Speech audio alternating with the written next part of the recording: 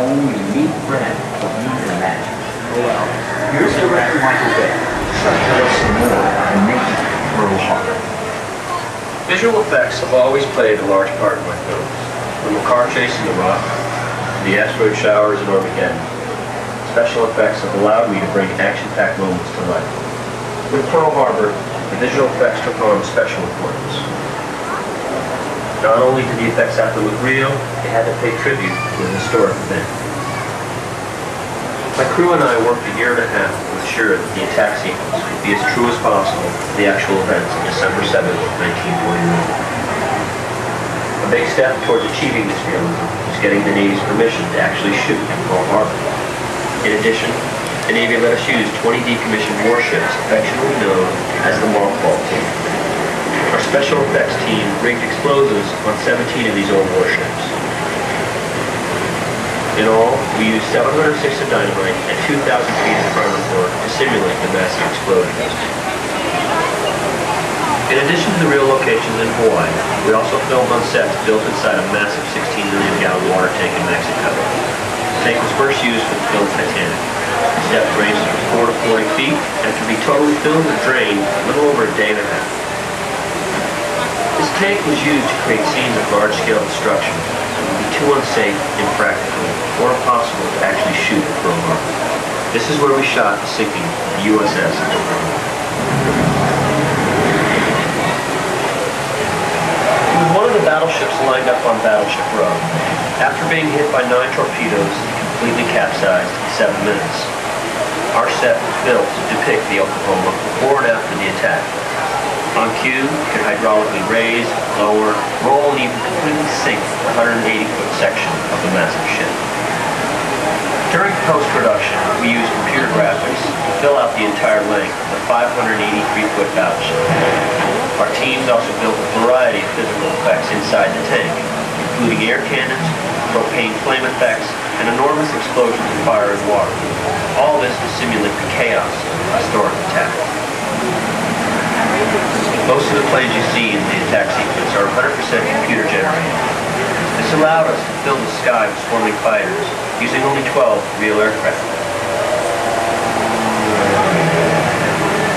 When we combine the elaborate sets, explosive special effects, and stunning computer-generated imagery, the results are extremely realistic. The attack on Pearl Harbor was one of the most pivotal events of the 20th century. We hope our film helps preserve this incredible story for generations to come and honors the men and women who took part. Go ahead, come on in.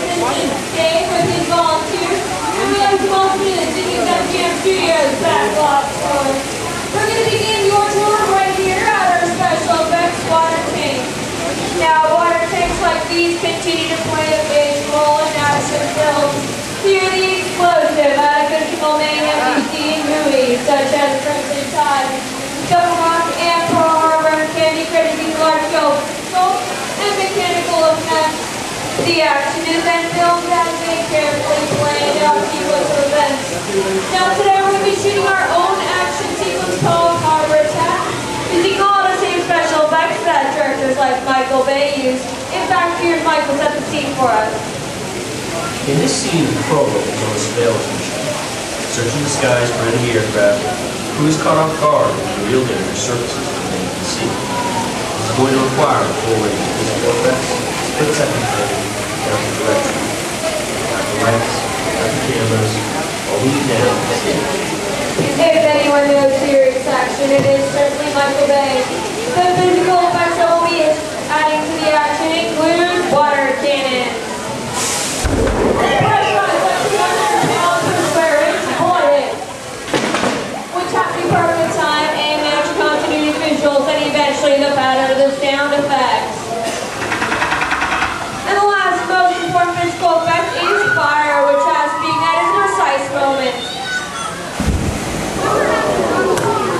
Now, because it takes so much time and work to reset the church for the explosion, of course, the number one consideration in the timing of the effects is the safety of the actors on our set, which brings you, hi, what is your name? Everybody say hi to Melissa. Melissa, you cast your role of mechanic on our PT boat. Your role takes place way down there in that engine room, but fortunately, it's recreated right back here. Go, okay? Alright, we're going to be shooting 2 scenes today, but not in the way they appear in the script. Those movies today are shot at a sequence, which means the actors have to react to a situation that hasn't happened yet. It's a real challenge, but it's the director's job to get the actor motivated for the scene. Alright, here's the setup. That phone extra is going to buzz just as 800 gallons of water dump from those tanks flies down that chute, slams into you like a freight train. Are you motivated to hang on? Good, because it's actually 1,000 gallons of water, but there is a fine line between motivation and fear. Alright, role play that. And action! Pick up that ball, tell your captain to take it on just a little bit of water.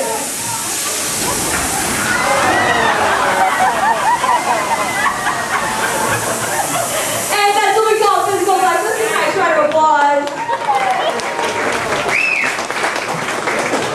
Alright, since you did such a good job, I have one more scene for you. You're gonna sit there and act dry. We'll insert that shot next and see all ties into the final sequence. Our next setup takes place on our PT boat. Let's meet some of our crew members right now. Ladies and gentlemen, let's say hello to our Captain Lindsay and the brave deck crew Julia and Chelsea. The cast is on the set, the crew is standing by. Thank you, Dave. All right, crew, remember you're on a surveillance mission. Role play that. Action! You hear planes approaching, Captain. Search those skies. Oh no, what's this? Everybody's trying to talk. Watch out! You're surprised. You're stunned. You're in trouble because come back for another run. Captain, spin your wheel. Get that PT boat out of there.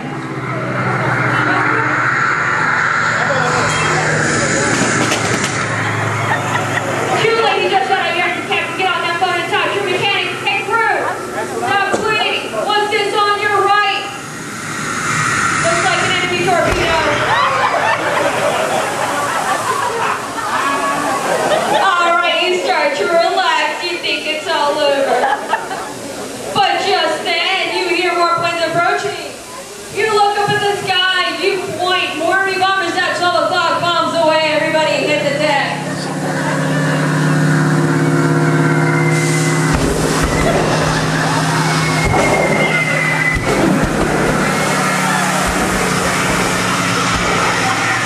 Congratulations, you just survived the aerial attack. But just then, 2 more torpedoes are coming in fast off the stern. They go underneath the ship. Everybody on the boat, point at the audience and yell, look out.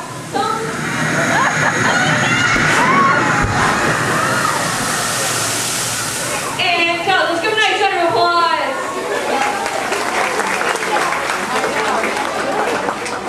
Alright, let's see how that final sequence looks and sounds like with a view. Computer generated images. A few pre-recorded lines of dialogue and a rally musical score. Ladies and gentlemen, turn your attention and your cameras over to those overhead monitors as we proudly present Harbor Attack.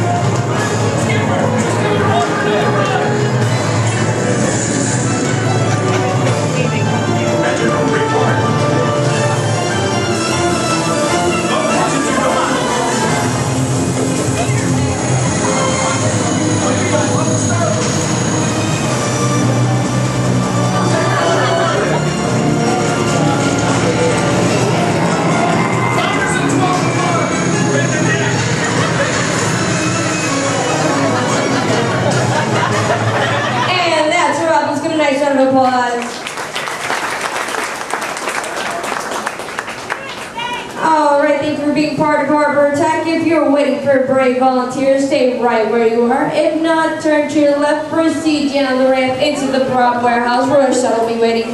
Thank you guys. Enjoy your day here at the Disney's MGM Studios. Goodbye, everyone.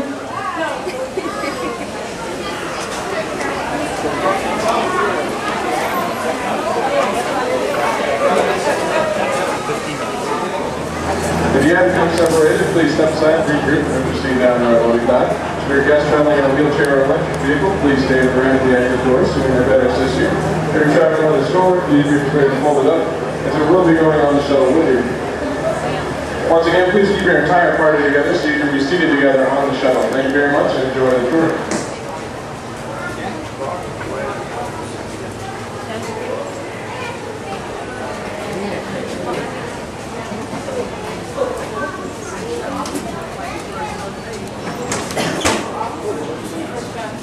Gosh, this is all the props. Look at all the props.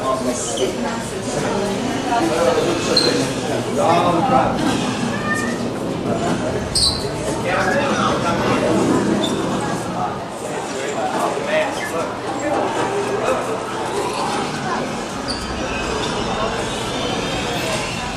See?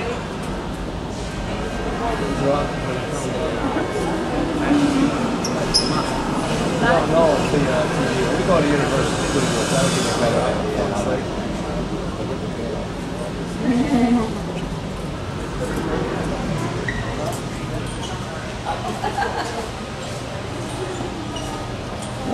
Found out the sky was falling. Would you tell anyone? Would you be scared? No, even a little.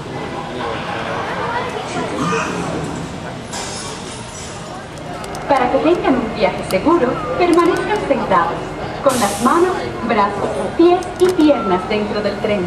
Y vigilen a los niños. Gracias. Thank you, we're all clear.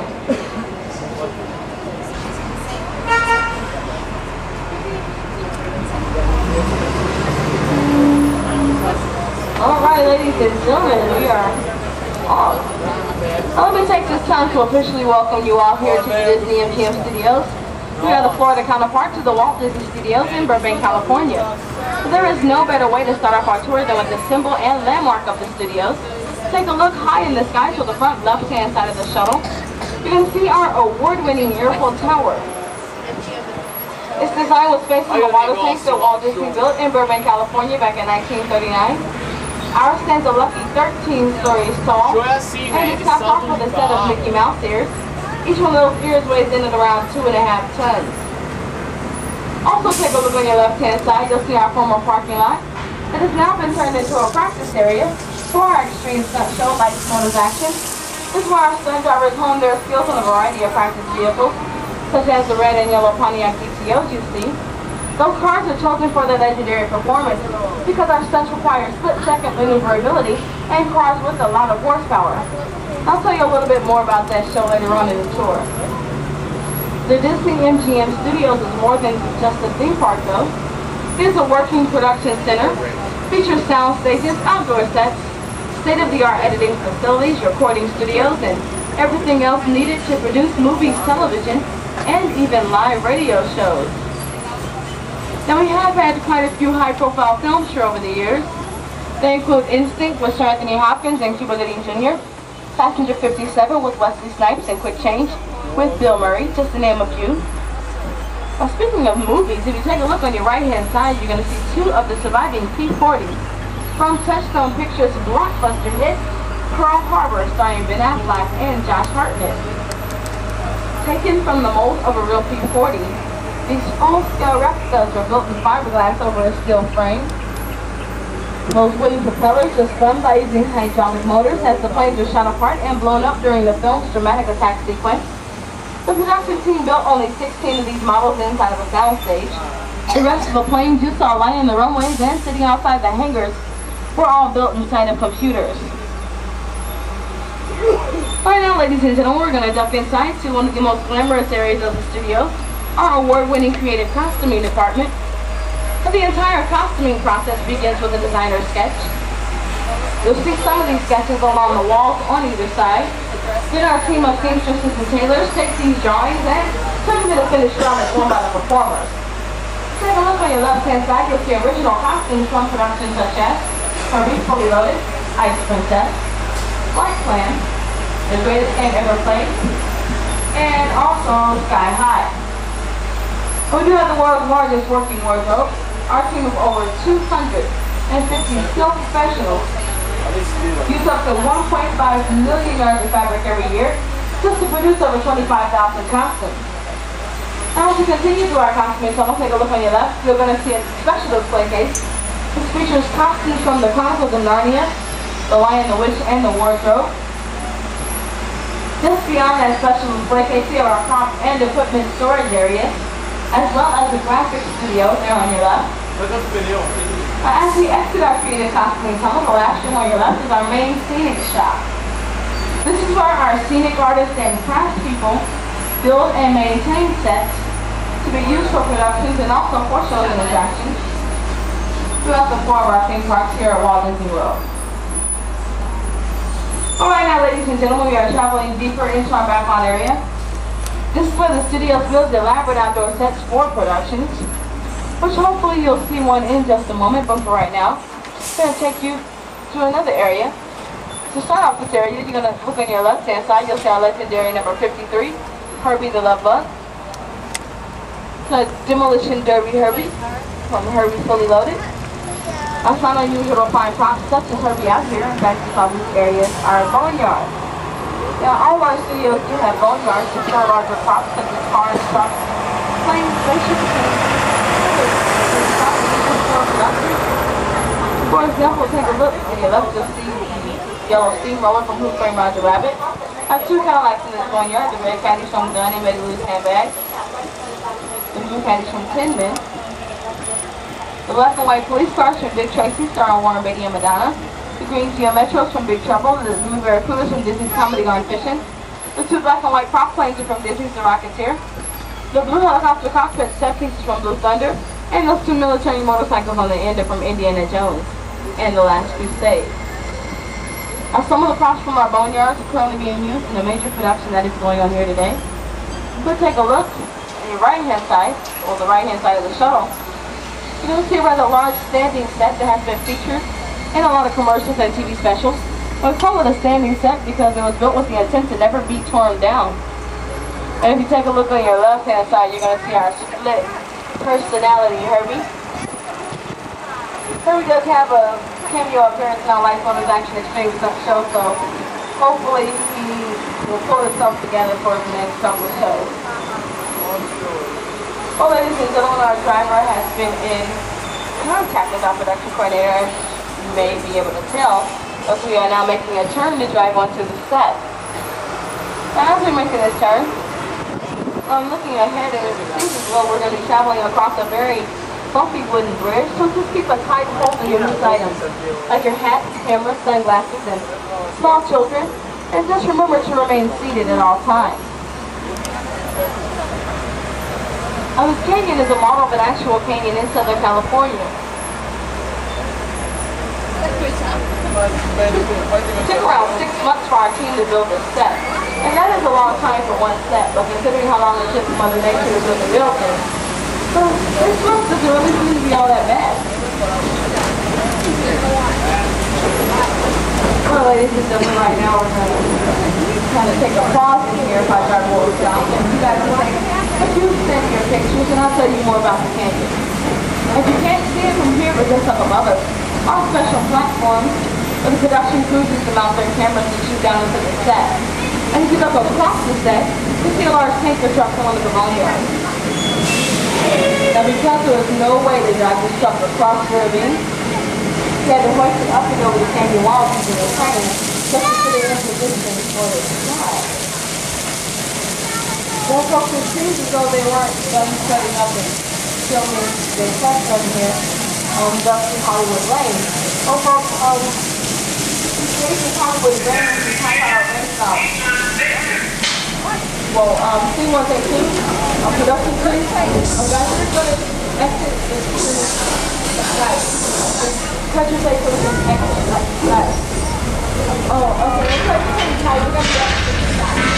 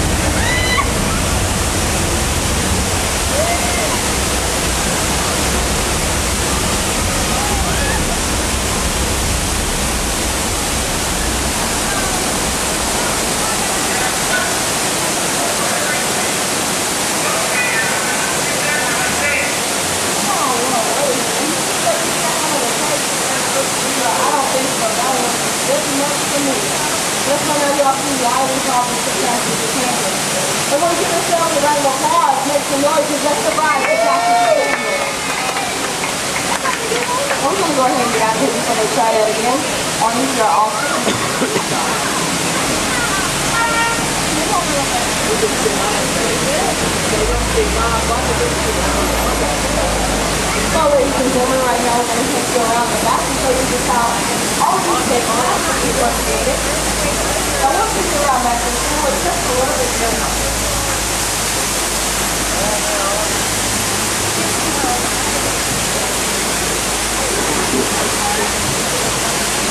So, ladies and gentlemen, as we all got around the back, if you take a look up on your left-hand side, you'll see that the canyon itself is just a steel structure covered with wire mesh.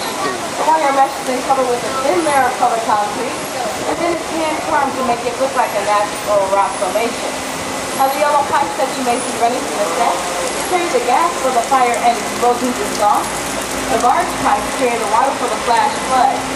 The flood was created when we opened the gates of 3 large holding tanks just above our set, which fit $7,000 of water funding for our 4 companies shuttle.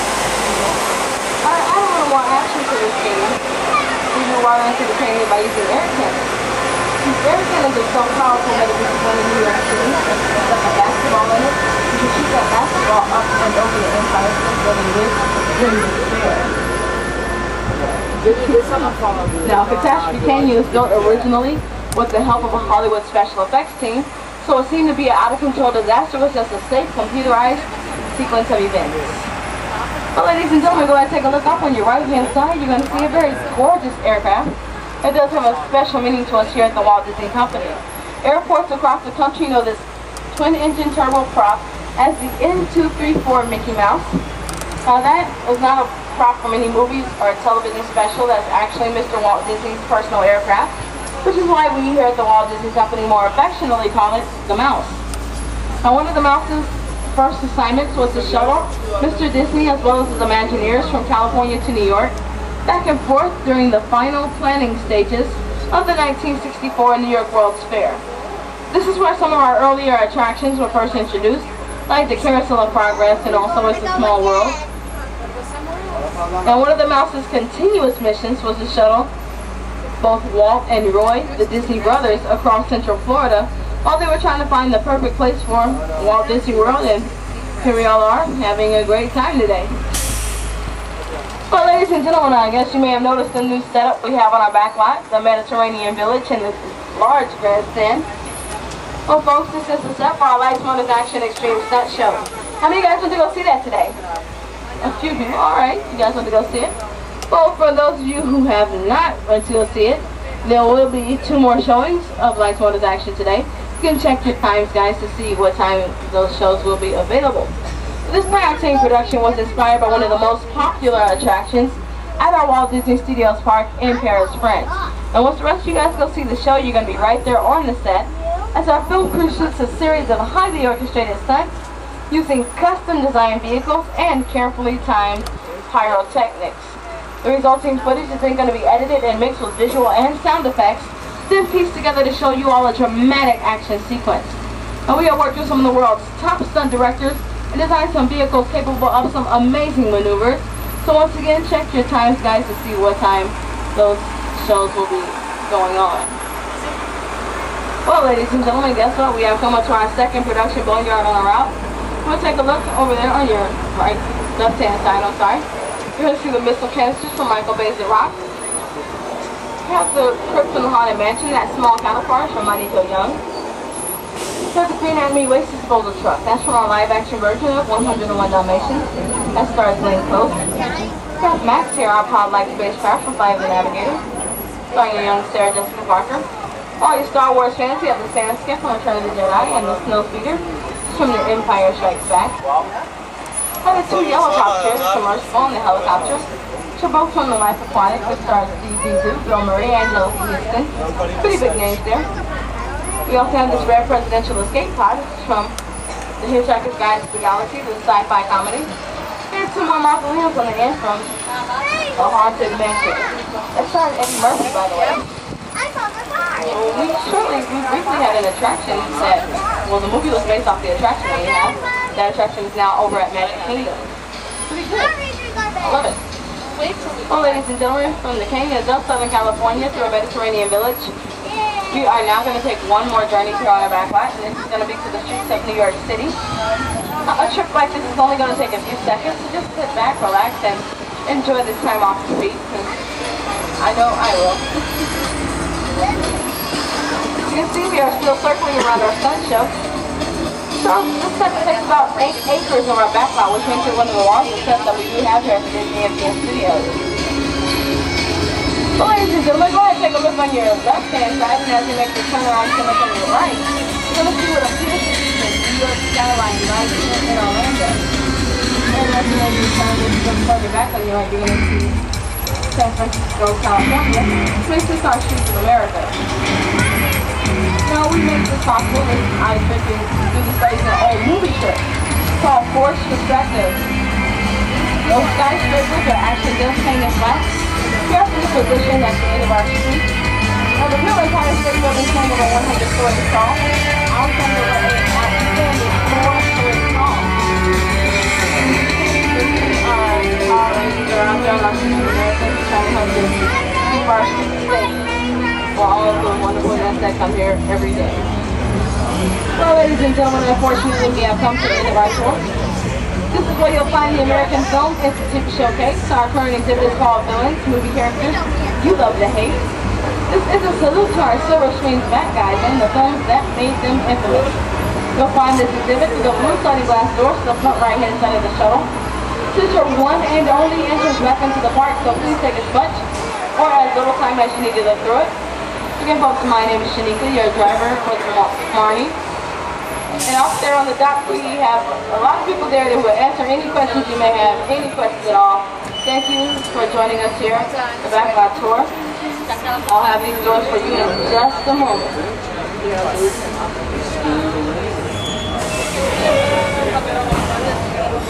And there we go. You guys have a magical day. Bye-bye.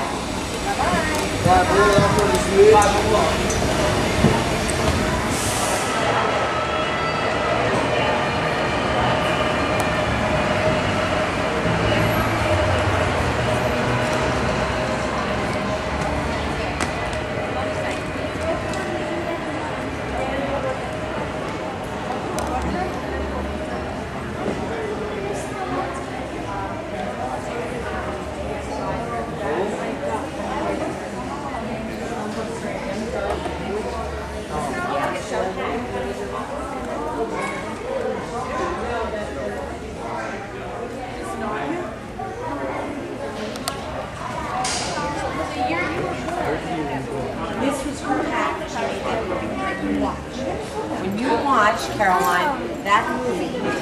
That is her cat. That orange cat right there. That orange cat. It's pretty neat. What's Chris? Do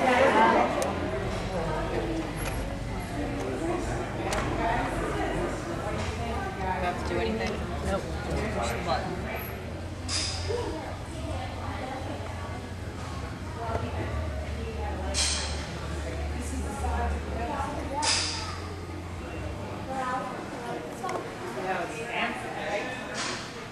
Fancy, good.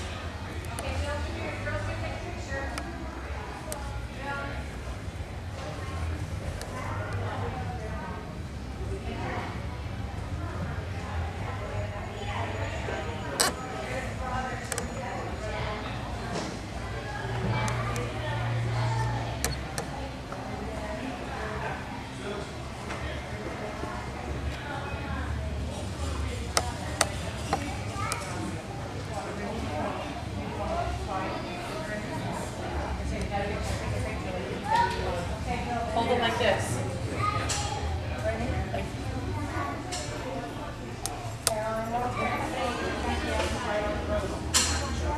No, I think the whole, she's going to grab a couple of wood on the way out. We got to go into